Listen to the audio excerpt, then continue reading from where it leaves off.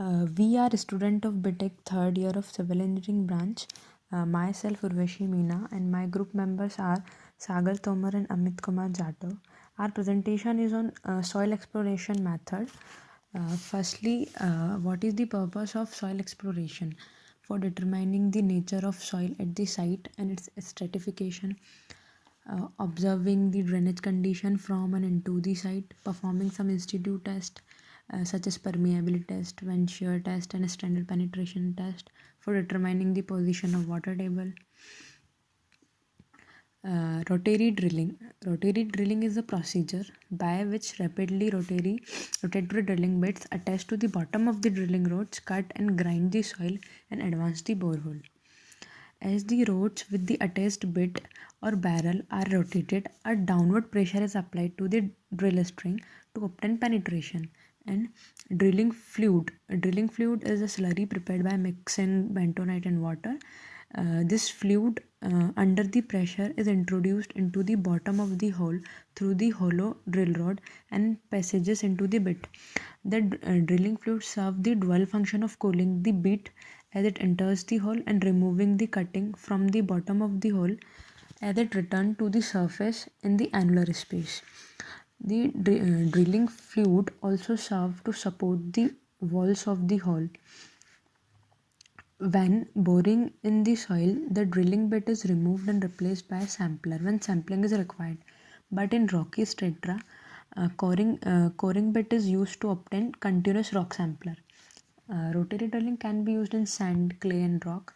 Borehole with diameter 50 to 200 millimeter can be made with this method. Hoisting operation is required for drilling. Hoisting operation is done for raising and lowering the drill string. The drill string is raised and lowered down for adding drill pipes for advancing the bore, changing the beat. The hoisting operation requires the following equipments: drawworks, derrick, crane pulley, hook, wire line. Drawwork is central unit and is important to extend that rig. The main function of drawwork is to perform the hoisting operation.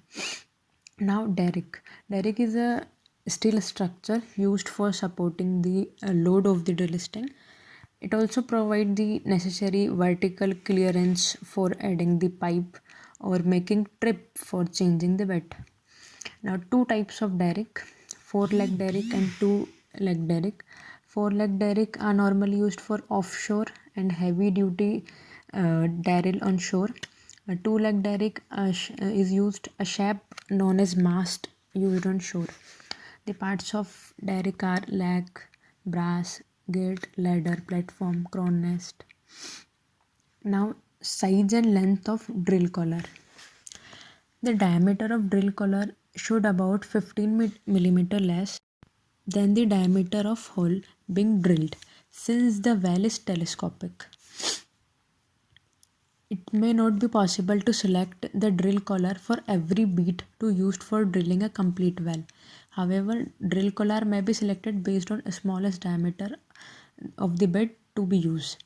Length of the drill string made up of pipes. The string can be made in any of the following manner: uniform diameter, but different thickness or different grades or different class of pipe.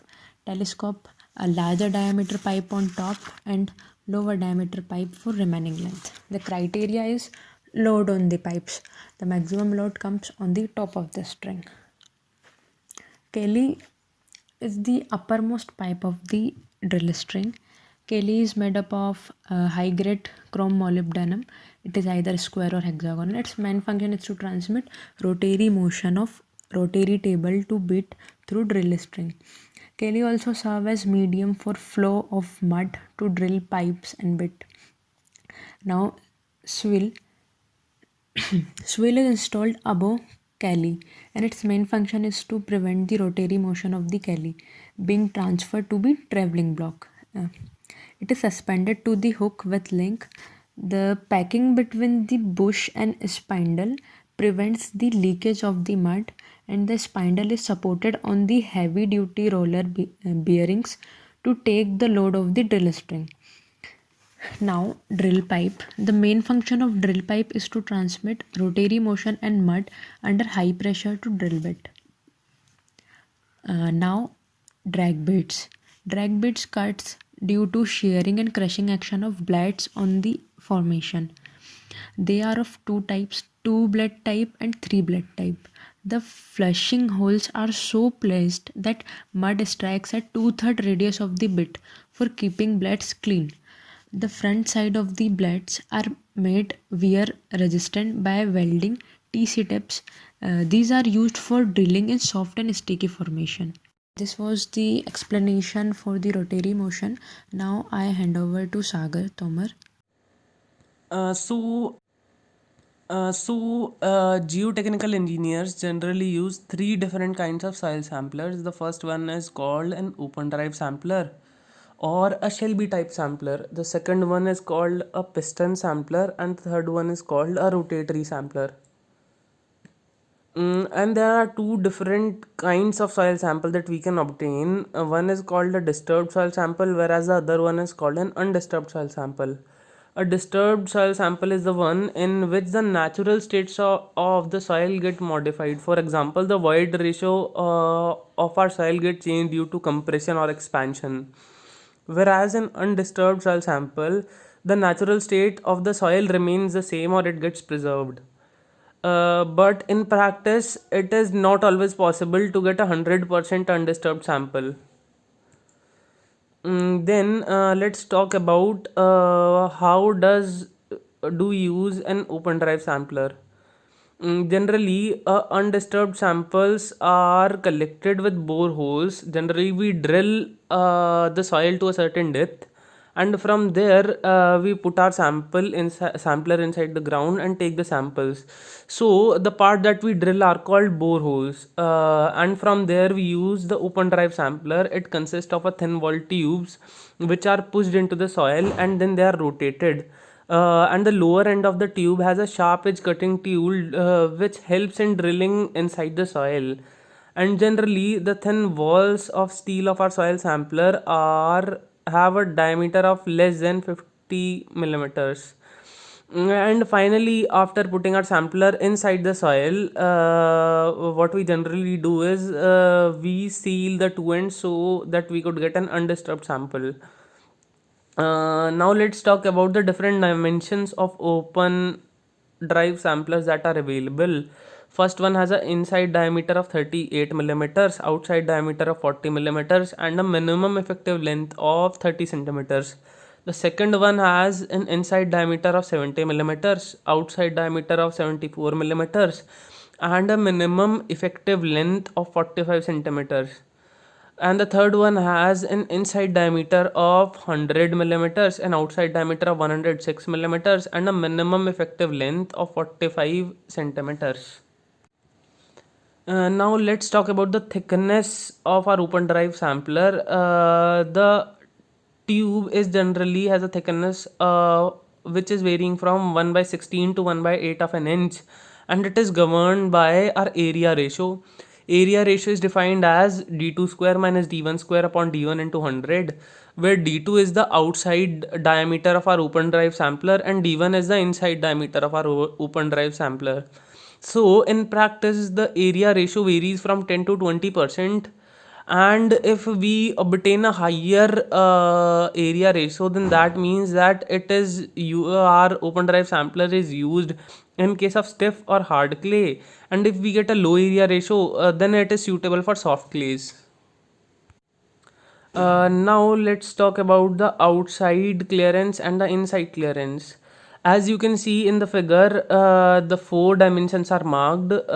From the cutting edge, there are two diameters, the inside and outside diameter are D1 and D2. And from the sampler tube, the two diameters are D3 and D4.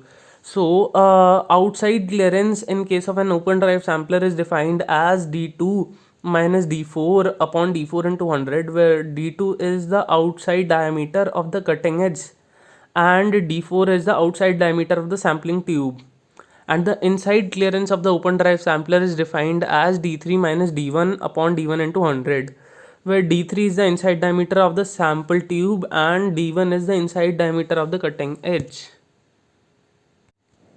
Now, there is one more thing to an open drive sampler. It is called the degree of disturbance of the soil sample. So, as we talked earlier, generally the samples that we obtain from our site should be 100% undisturbed, but in practical conditions that's not possible. So we calculate something that known as a degree of disturbance. It is defined as La upon Lt, or the actual length of sampler in the tube upon the total length of sampling tube. So what it means is that RR is equal to LA by LT, where LA is the actual length of sample in the tube and LT is the total length of sampling tube. So if and we measure them in the lab, if our degree of disturbance comes out to be 1, it means that our soil sample is 100% undisturbed. But as we know, that doesn't happen generally. So if our degree of disturbance comes greater than 1, that means that the actual length of the sample is greater than the total length of sampling tube, or there is an expansion in the sample. And if the degree of disturbance is less than 1, then it means that our soil sample has experienced a compression. That's all. Now let's discuss about dynamic cone penetration test. The aim of this test is to determine the effort required to force a point through a soil and so obtain resistance value. This value corresponds to the mechanical property of the soil like field density, California bearing ratio, bearing capacity, and all this thing. The preliminary use is in cohesionless soil when static penetration test is difficult to perform or dynamic properties of the soil are of special interest. This dynamic cone penetrometer is used to determine underlying soil strength by measuring the penetration of the device into the soil after each hammer blow. The lower shaft contains an anvil and a pointed tip which is driven into the soil by dropping a sliding hammer containing on the upper shaft onto the anvil. This has a standard diameter steel rod, conical tip of 60-degree apex angle and a hammer. In this test, the cone is driven by blows of hammers. The dynamic cone resistance is measured by number of blows for driving the cone through the specific distance. This test can be done in two ways, by using bentonite slurry or without using bentonite slurry. Now discuss about its procedure. The standard cone is connected to the drilling rod. The driving head with the guide rod is connected and properly fixed on the top of drilled rod, and then the initial reading on the dynamic cone penetrometer is recorded. This complete assembly is kept in position with cone resting vertically on the ground where the test is to be carried out. Sometime we use bentonite slurry and sometime we don't use that. For the circulation of bentonite slurry, the pumping unit of the bentonite slurry is properly connected to the guide rod through flexible tube.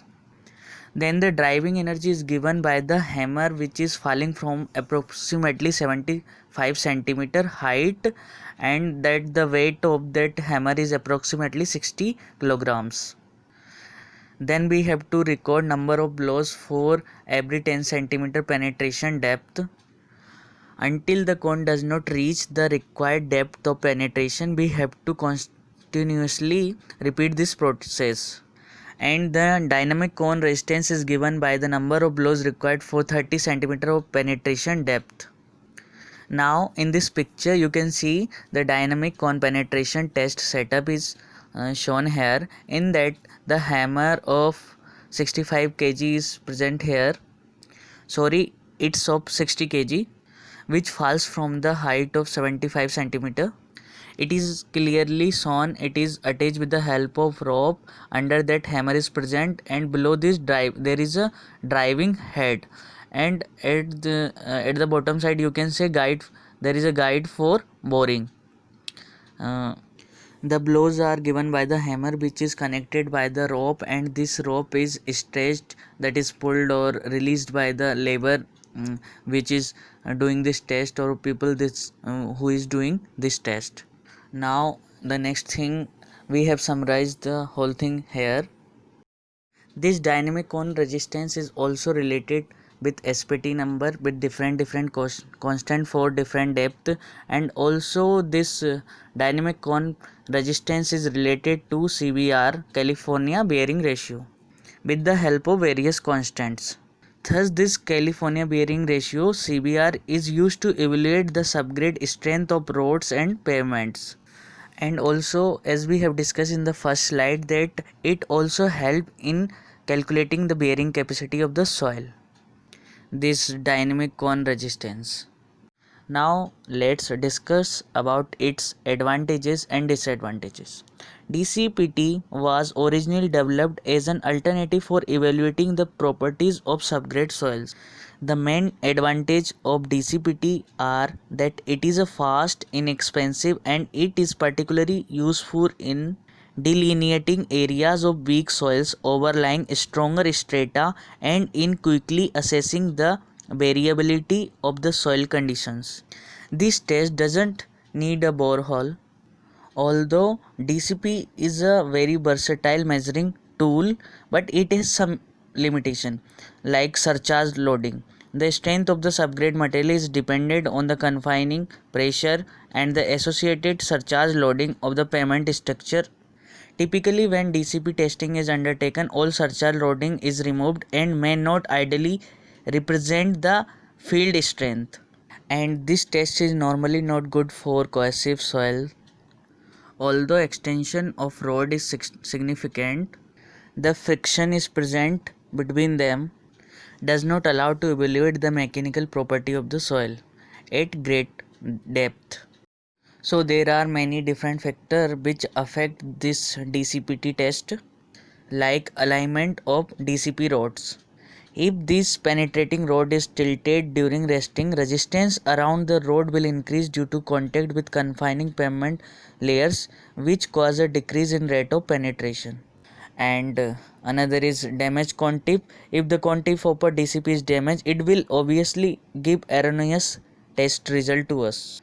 Testing depth is also an important factor. When the bottom rod of DCP used is longer than the standard penetrating rod, correction to the DCPI, that is direct cone penetration index value, should be applied because vertical confinement and skin friction around the rod increases resistance to the penetrating rod, as we have discussed earlier in above factor also. Then penetration rate will be significantly affected by change of cone apex angle from 30 to 60. Since upward friction force on cone surface with 60-degree apex angle will be greater. Hammer weight and free fall height of a hammer also affect the value. This test is also sensitive to moisture content. As the moisture content increases, the penetration rate also increases, and vice versa. Material composition and intensity of compaction also affect the value. And these are the precautions which we have to follow, that we should take reading very carefully. We have to take readings more times so that we can reduce the error. The hammer height should be the hammer should be raised to standard height, and this test should not be done during the monsoon time because it will decrease strength of the soil. As we have already seen that moisture content affect the value of it. So this was our presentation. Thank you.